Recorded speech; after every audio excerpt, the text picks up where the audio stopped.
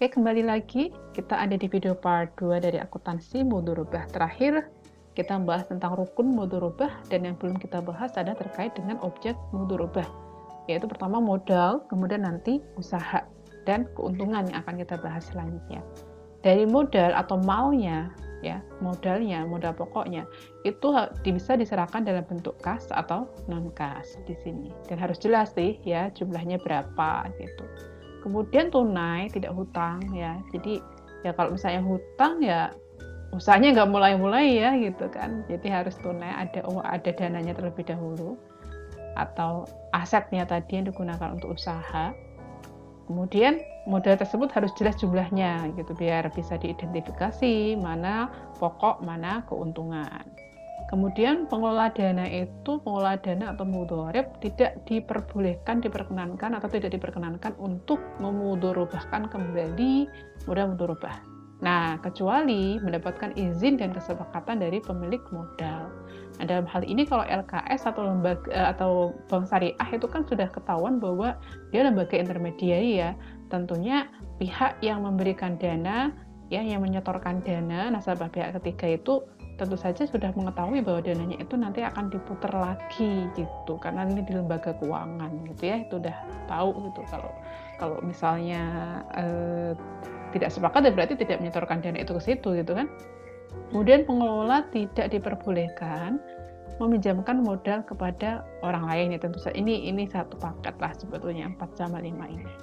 Yang 6, pengelola dana atau mudhorib memiliki kebebasan untuk mengatur modal menurut kebijakan dan pemikirannya sendiri. Itu untuk modalnya. Kalau untuk kerja, untuk doribahnya atau skill dari si pengelola atau mudhorib, yaitu di sini dikatakan bahwa kerja bentuk apa yang dihasilkan oleh mudhorib yaitu berbentuk keahlian, keterampilan, selling skill, manajemen skill, dan sebagainya ya. Jadi artinya ada kontribusi dari pengelola dana. Nah, kerjanya itu adalah hak pengelola dan tidak boleh diintervensi oleh pemilik dana. Tidak boleh diintervensi kecuali diawasi aja. Pengelola dana atau mudhorib harus menjalankan usahanya sesuai dengan syariah, kemudian mematuhi kesepakatan dan ketetapan kontrak. Kemudian terakhir adalah kalau misalnya pemilik dana tidak melakukan kewajibannya atau melakukan pelanggaran terhadap kesepakatan nih, pemilik dana itu melakukan pelanggaran terhadap kesepakatan, maka mudhorib yang sudah menerima modal tadi dan sudah bekerja juga, nah maka kalau misalnya ada kesepakatan dilanggar, mudhorib itu, pengelola dana itu berhak mendapatkan imbalan ya atas kerjaan yang telah dia usahakan sebelumnya gitu. Keuntungan sekarang ya, kita bahas keuntungan. Tadi karakteristik dari modal, kemudian doribahnya atau usaha. Sekarang keuntungannya yang menarik ya, keuntungan karena kekhasan dari mudhorobah ada di nisbah bagi hasilnya. Oke, nisbah ya, nisbah adalah besaran pembagian keuntungan mudhorobah. Nisbah itu disepakati dalam kontrak, di awal sudah ditentukan gitu ya, berapa persentase keuntungan, untuk pihak pertama berapa, untuk pihak kedua berapa. Ya, diperuntukkan beberapa pihak. Kemudian nisbah tersebut tuh biasanya dalam bentuk persentase atau proporsi gitu ya, dan tidak diperbolehkan dalam bentuk nominal. Misalnya katakanlah 1 juta bagianmu, apalagi tentukan di awal, itu nggak boleh, itu nanti bisa masuk ke ranah riba. Kemudian pemilik dana menanggung seluruh kerugian jika terjadi kerugian, kecuali kalau ada kelalaian dari pengelola. Nah, caranya bagaimana ketika ada kelalaian seperti itu atau kerugian seperti itu? Caranya diambilkan terlebih dahulu dari dari keuntungan, karena keuntungan itu merupakan bentuk modal, dibilang seperti itu kalau ada kerugian ya. Kemudian kalau keuntungannya itu misalnya sudah nggak ada lagi, ya nanti diambilkan atau mengurangi pokok modalnya. Jadi itu ya, kalau misalnya terjadi kerugian. Kemudian bagaimana sih bentuk pembagian keuntungan itu? Nah, di dalam akad mudhorobah di PSAK 105 paragraf 11 disebutkan ada 2 jenis, yaitu ada profit sharing dan ada revenue sharing gitu. Nah, di sini kalau kita berbicara terkait dengan revenue sharing, terminologi akuntansi, revenue itu kan pendapatan itu omset ya. Tapi sebetulnya yang dibagi itu bukan omsetnya gitu. Karena kalau omset kan sebetulnya di dalamnya situ ada unsur modal kan ya. Nah, maka dari itu yang dibagi sesuai dengan pendekatan atau metode revenue sharing itu adalah laba bruto pada dasarnya ya. Laba bruto atau gross profit, yaitu penjualan dikurangi dulu HPP-nya. Nah, gross profit atau laba bruto itulah yang akan dibagikan antara pemilik dana dan pengelola dana. Itu yang disebut sebagai revenue sharing. Adapun profit sharing, laba bruto itu sudah dikurangi biaya-biaya atau beban-beban yang dikeluarkan oleh pengelola dana.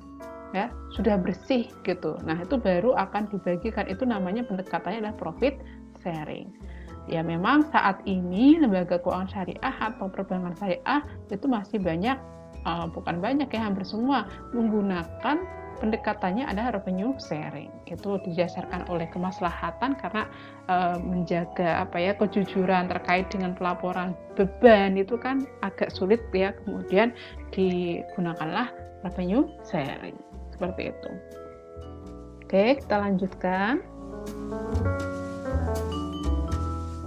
Ya, lanjut ya, ini sudah nggak ada yang dibahas. Ini karakteristik umum lainnya ya. Jadi yang umum misalnya entitas itu bertindak baik sebagai pemilik maupun pengelola.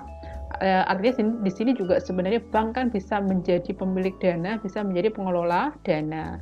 Kemudian entitas itu kalau bertindak sebagai pengelola dana atau mudhorib ya, maka dana yang diterima dari pemilik dana itu dianggap atau dilaporkan sebagai dana sirkah temporer. Nah, ketika menyalurkan, entitas tadi itu menyalurkan dana, artinya dia menjadi pemilik sekarang. Ya, menjadi pemilik dana atau menyalurkan mudhorobah itu pada dasarnya nggak ada jaminan. Tapi nggak apa-apa kalau memang meminta jaminan tuh nggak apa-apa gitu ya, karena dikhawatirkan misalnya nanti kalau ada penyimpangan akad gitu ya, itu ada jaminan, jadi lebih percaya lah untuk menjaga trust sebetulnya ya. Nah, kemudian dana mudhorobah itu bagaimana pengembaliannya? Bisa dilakukan secara bertahap ya, yaitu bersamaan dengan pembagian distribusi bagi hasil. Misalnya katakanlah bagi hasilnya itu dilaporkan oleh pengelola tiap bulan. Maka misalnya bisa jadi tiap periode, tiap bulan itu ya mudhorib itu akan melakukan pembayaran pokok atau dana mudhorobah tadi. Atau misalnya nih bisa juga pada saat akad berakhir, jadi kan sudah ditentukan nih ya jatuh temponya, misalnya kerjasama ini 2 tahun, maka di tahun kedua ketika akad berakhir itu baru dibayar semua pokoknya, itu kalau misalnya secara total di akhir. Kemudian, jika terdapat keuntungan dibagi berdasarkan nisbah yang disepakati dari bagi hasil yang diperoleh selama periode akad ya, tadi yang sudah kita bahas juga. Nah, ini dikatakan sebagai akad murabahah itu berakhir itu kayak kalau seperti apa ya berakhirnya akad murabahah. Ini juga disebutkan di dalam PSAK, yaitu ketika salah satu pihak mengundurkan diri, atau misalnya ada yang meninggal dunia, atau misalnya hilang akal. Walaupun ketika meninggal dunia ini para ulama ada yang berbeda pendapat, namun secara istilahnya bisa dibilang mayoritas itu kalau misalnya meninggal dunia udah mudhorobah itu berhenti atau hilang akal tadi. Kemudian jika murabahah lagi ya, mudhorobah jadi kebalik-balik. Jika mudhorobah dibatasi waktu, maka mudhorobah berarti ada waktu tentukannya. Kalau misalnya udah berakhir, udah jatuh tempo, misalnya perjanjiannya tahun 2023, maka tahun 2023 akad mudhorobah berakhir. Pengelola tidak menjalankan amanahnya, misalnya ada penyelewengan lah di tengah-tengah jalan ya, maka bisa saja itu akad diakhiri ya, karena tidak sesuai kesepakatan.